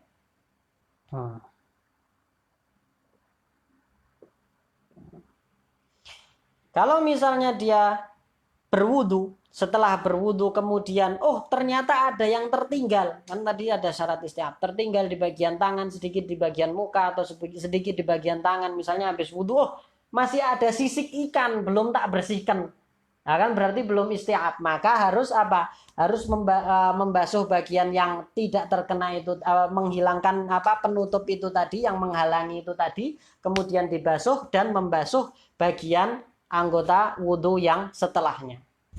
Karena setiap anggota wudhu itu tidak sah untuk dibasuh kecuali yang sebelumnya itu sudah selesai dibasuh seluruhnya. Oke. Artinya kalau misalnya dia selesai wudhu, ternyata di muka ada yang menghalangi air mengalir, maka dia harus menghilangkan menghalangi tersebut, kemudian mengalirkan air ke bagian tersebut. Bagian itu aja, tidak harus mengulangi semua muka. Kemudian Kemudian mengulangi tangannya, mengulangi kepalanya, mengulangi kakinya. Karena yang setelah muka itu tadi tidak sah karena mukanya belum selesai urusannya sama muka. Demikian juga kalau ada di tangan, demikian juga kalau ada di kaki. Di kepala. Kaki tidak ada. Oke?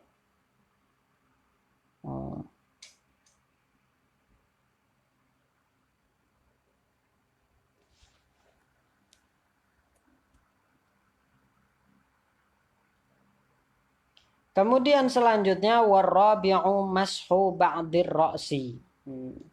Selanjutnya adalah mengusap kepala.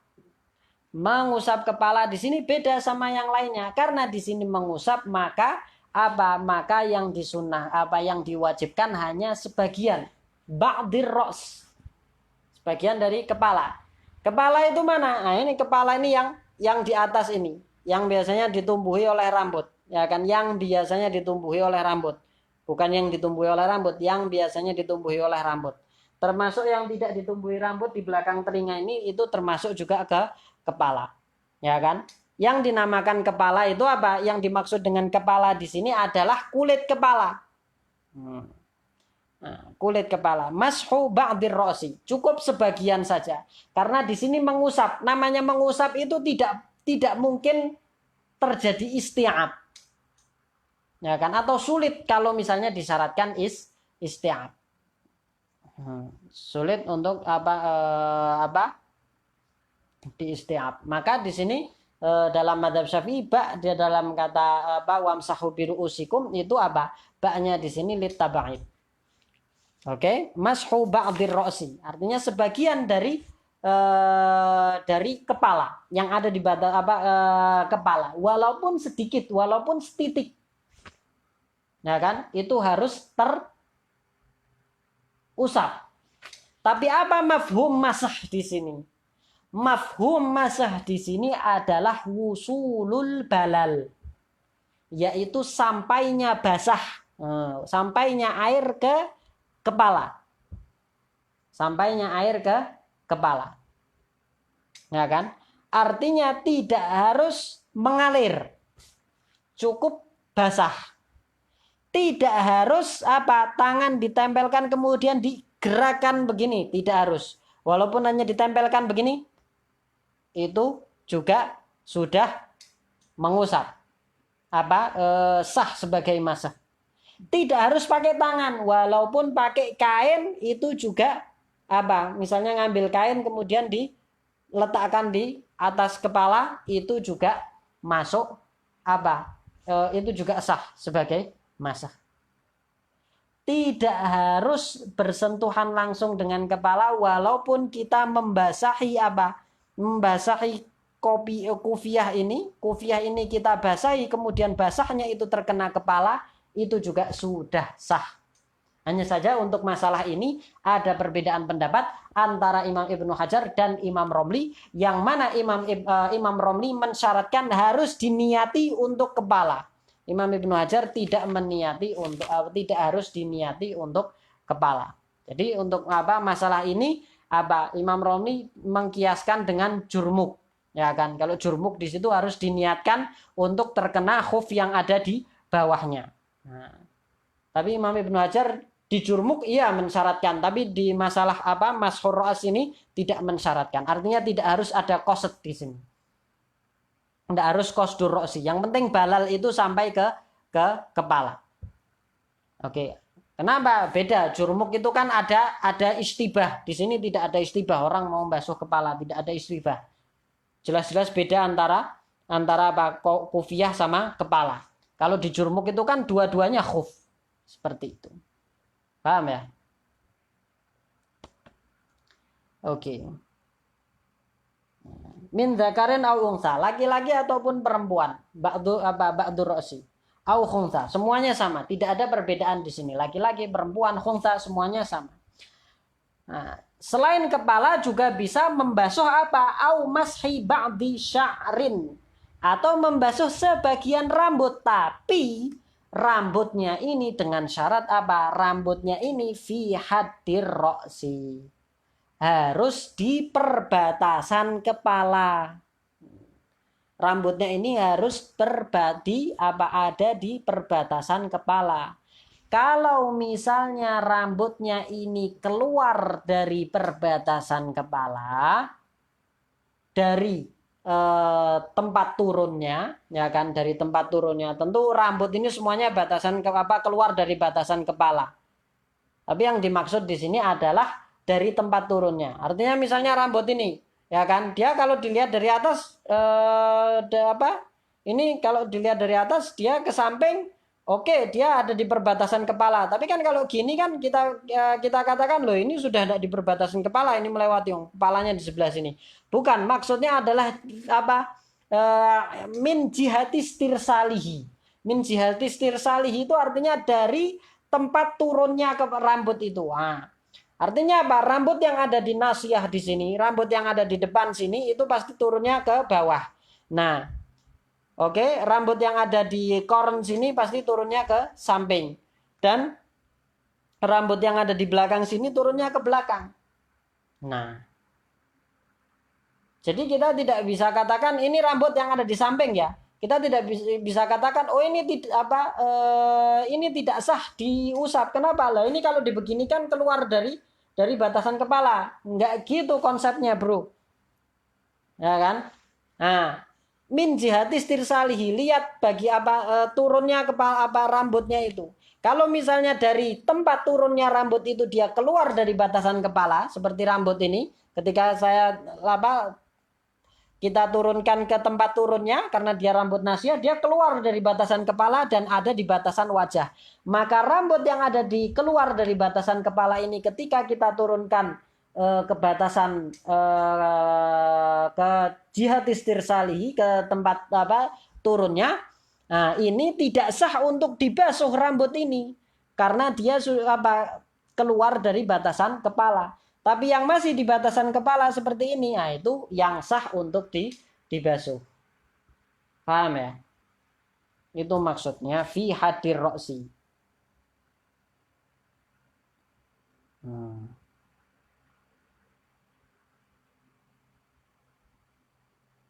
Oke. Nah, kemudian dikatakan di sini apa? Wala tata'ayyanul yad lil mashi, sebagaimana yang saya jelaskan tadi, tidak harus pakai tangan, bal yajuzu bi khirqah wa ghairiha, boleh pakai kain, boleh pakai kayu, boleh pakai apa aja, hatta enggak pakai apa-apa aja, cuman ngeluarin kepala gini ya itu udah boleh. Oke? Ngeluarin kepala gini kenakan air, boleh, udah sah. Oke? Bal ya oke, walau ghasala ra'sahu jaz. Oke, ini kan diwajibkannya mengusap. Oke, kalau dibasuh dicuci gimana? Dicuci, dibasuh, dialiri air ke seluruh kepala. Lebih sah lagi karena itu mashun, karena al-ghuslu itu mashun wa ziyadah.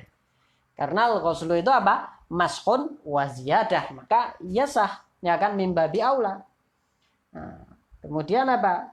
Walau wada'a yadahul mablulah walam yuharrikha jaz. Dan kalau meletakkan tangannya yang basah tanpa menggerakkannya itu juga sudah sah. Ya kan? Artinya jangan difahami bahwasanya mengusap itu harus tangannya bergerak seperti ini. Paham ya? Kemudian selanjutnya. Wal khamisu. Oke, ini adalah rukun selanjutnya. Wal khamisu ghuslur rijlaini ma'al ka'bain. Selanjutnya adalah apa? Rukun selanjutnya adalah membasuh. Nah, ini sama pembahasannya. Ar-rijlaini ma'al ka'bain.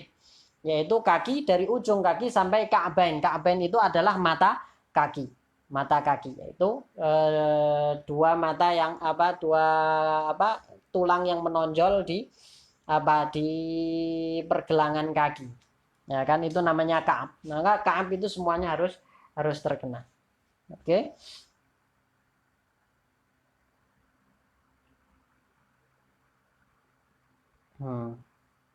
Tapi kapan diwajibkan mencuci kaki atau membasuh kaki atau mengalirkan air di kaki ini? Kalau misalnya tidak menggunakan khuf. Kalau menggunakan khuf maka boleh mencuci dan juga boleh mengusap di atas khuf. Boleh mencuci kaki, boleh mengusap di atas khuf. Fa in kana labisahuma wajaba alaihi mashul khufain au ghuslur rijlain. Tentu ghuslur rijlain itu lebih afdal daripada mashul khufain, kecuali dalam keadaan-keadaan tertentu yang akan kita bahas di dalam mashul khufain. Oke. Wa yajibu ghuslu ma alaihima min sya'arin wa sil'atin wa usbu'in zaidah kama sabaqa fil yadain. Hukumnya sama seperti muka, sama seperti tangan. Artinya kalau ada lubang artinya air harus mengalir ke semua bagian yang masuk dalam batasannya, dan harus mengalir ke semua rambut dan kulit yang ada di bawah rambut, tebal ataupun tipis tidak ada urusan. Ada jari tambahan, ada daging tambahan, itu tidak ada urusan, semuanya harus teraliri oleh air. Dan apabila ada yang menghalangi air mengalir, maka juga harus dihilangkan.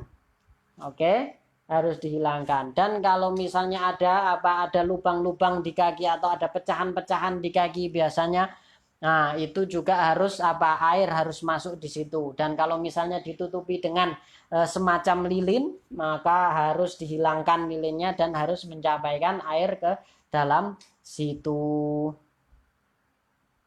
Oke. Dan yang terakhir adalah wasadisu at-tartib. Dan rukun yang terakhir adalah tertib. Apa itu tertib? Yaitu wad'u kulli syai'in fi martabatihi. Harus dimulai dengan wajah bersamaan dengan niat dulu. Setelah itu baru tangan, setelah itu baru kepala, setelah itu baru kaki. Itu yang namanya tertib. Oke? Itu yang namanya tertib. Artinya kalau misalnya dia wudunya kaki dulu, baru kepala, baru tangan, baru muka, yang sah cuma muka. Karena tangan, kaki, kepala itu tadi tidak sah kecuali sudah membasuh muka. Paham ya? Kalau misalnya disiram secara bersamaan muka, kepala, tangan, kaki secara bersamaan, semuanya tersiram serot dalam satu waktu, maka yang sah itu cuma muka, karena tidak ada tertib. Paham ya? Kecuali dalam dua keadaan tidak disyaratkan tertib, yaitu kalau menyelam, artinya memasukkan seluruh anggota tubuh ke dalam air, maka maka di sini tidak disyaratkan tertib. Itu yang pertama. Yang kedua, kalau misalnya mandi wajib. Kalau mandi wajib, maka wudunya masuk ke dalam hukum mandi. Tapi tentu dengan rincian yang akan kita jelaskan di mana? Rincian yang akan kita jelaskan di bab al-ghusl, yang mana nanti di sana kita akan menjelaskan masalah daqiqoh dan daqiqotut daqiqoh. Artinya tidak semua orang yang tidak selalu tidak semua keadaan orang yang mandi wajib itu kemudian hadas kecilnya itu otomatis terangkat. Tentu di sana ada syarat-syarat yang harus terpenuhi, ya kan? Harus ada syarat-syarat yang harus terpenuhi. Makanya di sana nanti akan ada pembahasan daqiqoh wa daqiqotut daqiqoh. Oke. Nah, Itu dua keadaan di mana tartib itu tidak disyaratkan.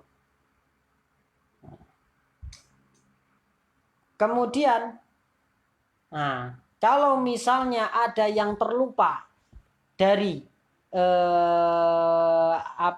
rukun-rukun wudhu ini tadi, ada yang terlupa dari rukun-rukun wudhu ini tadi, maka harus diulangi. Oke, maka harus diulangi. Begitu, ingat, harus diulangi dari bagian yang terlupa dan yang setelahnya. Oke, bagian yang terlupa dan setelahnya. Tapi dilihat, nah ini ada rinciannya. Kalau misalnya ada yang terlupa, atau itu tadi ada yang terlupa ya, ada yang terlupa kemudian ingat, oh aku belum membasuh ini, ya kan, maka harus diulangi. Berbeda sama ragu. Nah itu tadi terlupa kemudian ingat. Tapi kalau misalnya dia ragu, tadi tangan sudah tak basuh belum ya? Tadi kepala sudah tak usap belum ya? Tadi muka sudah tak basuh belum ya?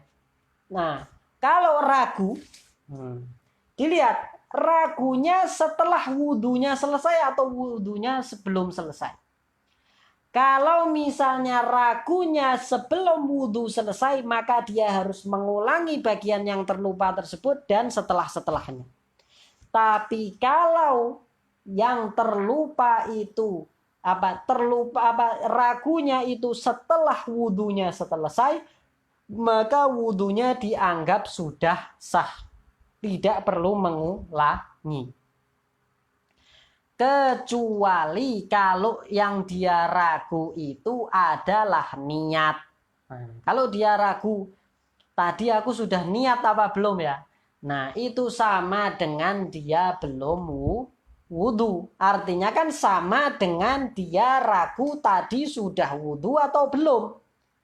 Karena wudhu tidak akan terjadi dengan niat.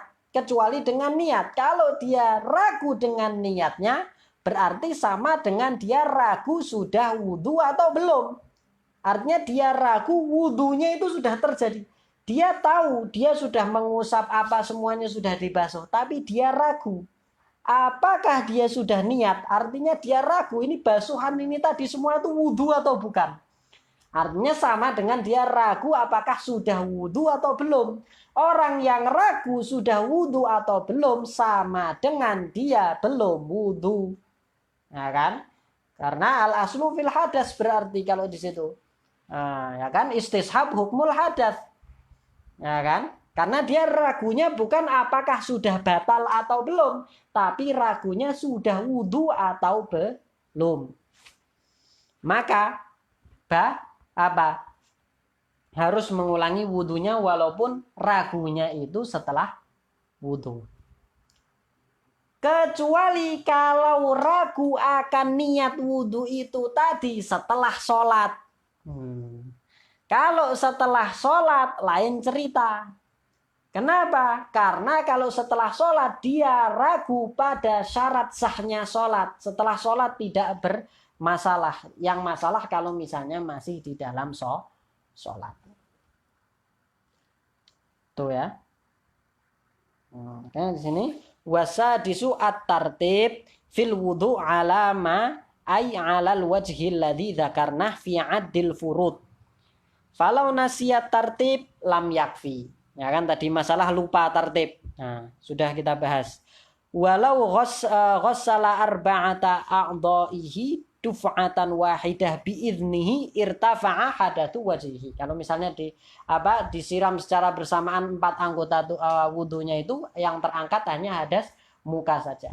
Kata bi'idnihi ini seakan-akan harus disyaratkan izin tapi sebenarnya tidak disyaratkan izin. Demikian. Wallahu alam. Kira-kira itu yang dapat kita sampaikan. Nah, kita berdoa semoga wabah yang ada yaitu wabah corona ini semoga segera diangkat dan semoga keadaan kita di Indonesia khususnya di Pulau Jawa ini segera membaik. Wallahu alam wa sallallahu ala sayyidina Muhammadin wa ala alihi wa sahbihi wa sallam wal afu minkum.